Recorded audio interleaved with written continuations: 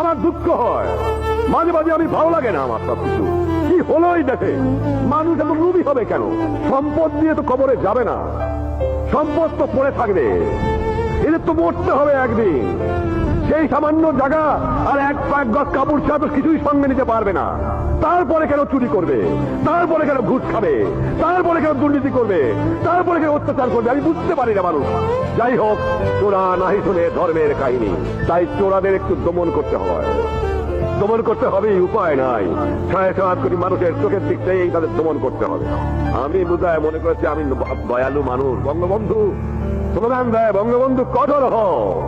কঠোর আমি হওয়ার পারি কিনা তা এহিয়া খান আইয়ুব খান জানে, কিন্তু আমি কার বিরুদ্ধে কঠোর হব সেদিকে চাই, দেখি তারা আমার। কিন্তু এর মধ্যেও যারা চোর, যারা বদমায়েশ, যারা গুন্ডা, যারা ঘুষখোর, যারা দুর্নীতিবাজ, তাদের উপরে আমার কোনো দয়া মায়া নাই।